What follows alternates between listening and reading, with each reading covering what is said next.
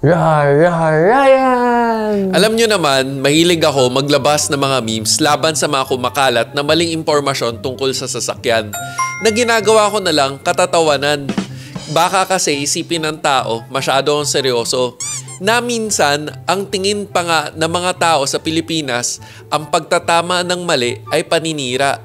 Tapos, according sa mga ibang content creators, ang mga nakakatawa ang mabilis kumalat. Kaya ginawa ko na lang itong memes. Comedy na, awareness pa.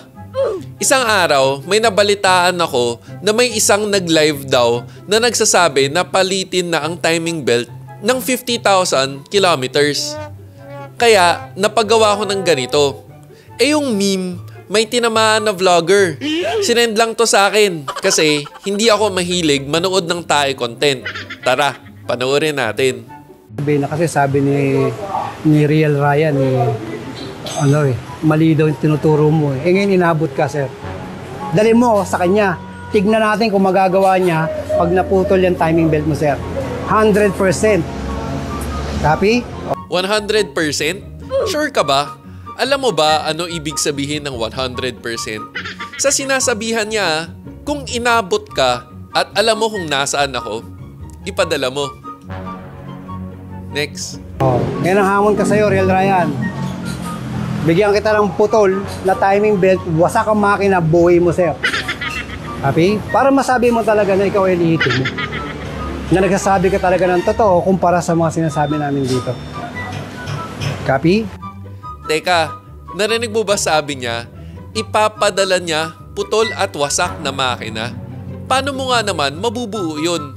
Kung lehitimo ka at alam mo yung totoo, hindi naman nare-repair ang putol na timing belt. At ang mga tinamaan na parts sa loob ng makina for replacement na ng bago na pyesa. Yan. Kasi in realidad, Pops, hindi ka mekaniko. Copy? Hindi talaga. So, ang ginagawa mo, search ng Google. Search na sa mga tropa-tropang mga gago din. Tapos yan na. Naka-open naman ang Mazda Garage Pop para sa kung kailan mo gusto makipag-usap at makipag-debate na para mapatunayan mo mali kami. Ito na naman tayo sa debate. Anong kwenta ng pagdedebate kung taliwas naman sa katotohanan ang pinagsasasabi? Paalala ko nga lang pala, last time hinamon na ako ng debate tungkol sa push start na kung saan naghanap ako ng judge para magsabi kung alin ang tama sa hindi. Hanapin nyo na lang tong episode na to. Sunday Special, bakit naimbento ang push start at smart key? Kung napanood mo yan, ang ingay-ingay niya.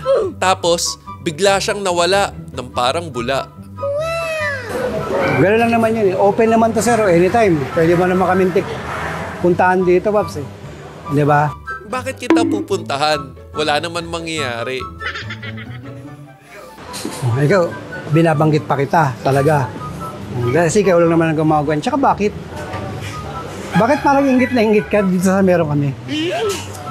Ayan. Bakit parang yung parang inis na. Ayan kasi yung mga crab mentality, sir, yung mga utak talangka. Ayan yung kapag may nakikitang umaasenso yung kapwa o nalagpasan siya, parang ganyan, doon yan umiiyak. So hanap siya ng hanap ngayon ng buta. Sa totoo lang, ayoko nga banggitin mo pangalan ko. Sumasabay ka pa sa akin Copy?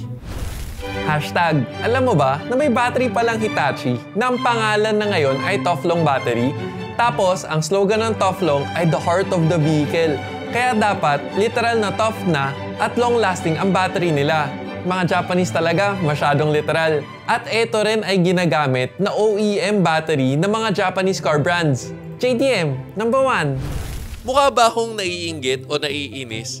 Bakit parang baliktad na ikaw ang naiinis at ikaw rin yung inggit na kahit kakaumpisa ko pa lang, marami nang naniniwala sa akin? Ito nga ako, nakangiti.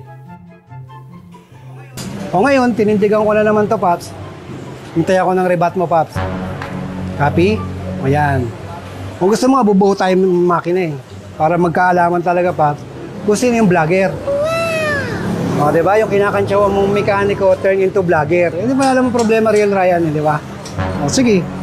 Kahit anong sasakyan, ha? Partida ko sa'yo, Paps. Kahit anong sasakyan. Mapa old school carburetor yan, Paps. Mapa bagong computer. Copy? Hybrid, kaya mo? Magbuo tayo ng makina. Para makita nila at ng mga follower mo, Paps, kung sino talaga yung mekaniko. Kung sino yung bakit ganun? Ba't mo nasabi yun? Para malaman nila na naniniwala sa'yo na akala nila tama ka, okay? No, sino talaga nakakaintindi ng makina? Yung nakaka-experience ba o yung nakakabasa-basa lang? Hindi nga ako mekaniko at kaya ako naman nasabi na mekaniko turned vlogger. Mekaniko naman talaga siya pero nagva-vlog siya. Bakit siya galit? Pero kung vina-vlog niya ay ang pagpihit ng tornilyo, hands down sa kanya. Mekaniko siya eh. Pero kapag nag-umpisa siya magturo ng lifespan ng mga pyesa na sobrang napapaaga para mapalitan kagad, nakasama daw sa PMS schedule ng shop niya. Teka lang parang may mali. Di ba? Ano nga sa'yo, Paps, one of these days, magkikita rin tayo sa mga tawag yan, yung mga event. O, di ba? Magkikita rin tayo dyan, Paps. Okay, copy? Yan. Kasi, hindi lang naman ikaw ang mga naiimbitahan sa mga ganyan. Huwag lang mag-cross ang landas natin, Paps. Sasabi ko sa'yo. Yeah! Yeah! Dahil pag nagkaharap na tayo, doon tayo mag-uusap. Okay? Gusto mo, pirmahan kontrata. Yeah. Kargaan natin, sir, may na maganda. Copy? Kasi diin na diin ka, Pops, na sinasabi mo mali. Diin na diin ba ako? O siya? Parang siya yung gigil eh. 'Di ba? Naghahanap siya ng rebut. Eto, rebut ko. Sa tagal mo ng vlogger, ngayon ka pa umasa na maimbita? Paalala ko nga lang pala, ang mga naiimbitahan sa mga big name brands ay yung mga taong nagsasabi ng tapat at kung ano yung tama. Tiwala at kumpiyansa ang ating puhunan. Ang tawag dyan ay kredibilidad. Meron ba tayo nun? Naghahanap ka ba ng magandang engine oil para sa kotse mo? Liqui Moly mo na yan! Tapos, Molygen, para the best. Para sa longer engine life and lower fuel consumption. Sa technology na Molygen, sure na maximized ang engine performance and engine protection to the molecular level. Kaya para sa next change oil mo, Molygen ng Liqui Moly mo na yan.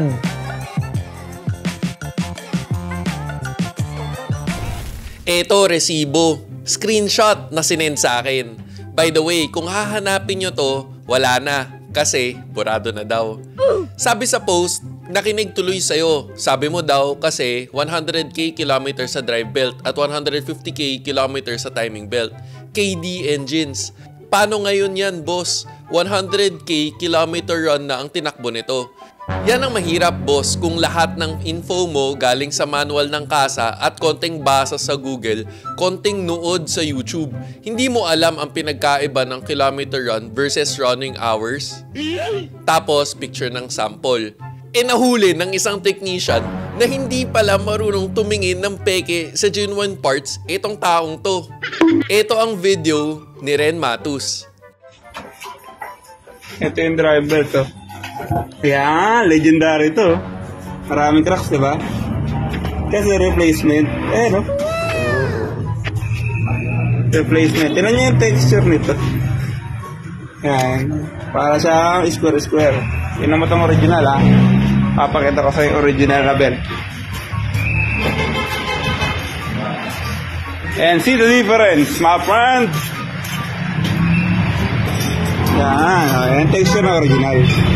So, makikita mo. Yun, walang crack, oh. Damn! Diba? Halos carbon copy yung peke sa picture sa example sa video. Pagdating sa KD engines, para sa kaalaman ng lahat, ang timing belt pinapalitan base sa kilometers o taon. 100k to 150k kilometers or 8 to 10 years, lalo na kapag genuine parts. Tapos, kung hindi ka pa nga talagang sumunod sa periodic maintenance schedule ng timing belt, may warning sign pa para magpalit ka. Iilaw ang indicator ng timing belt sa instrument cluster. Kaya para sa'yo, Joke ba ang sinabi niyang magpalit ng timing belt ng 50,000 kilometers? At natawa ka ba? Comment below. Sa mga nanonood, sana nakapagbigay dagdag kaalaman to para hindi ka mamekaniko ng mekaniko mo. At may episode rin nga pala tayo tungkol dyan. Kung informative tong episode na to, please don't forget to subscribe dito sa channel ko para updated ka rin sa mga susunod na mga informative contents. Sana nakatulong. Copy? O teka, pag may nakalimutan man ako, comment down below. This is me, Real Ryan, bringing you real talk, real experiences, and real reviews. Don't forget to subscribe, like, and click the notification bell. Thank you for watching. Peace.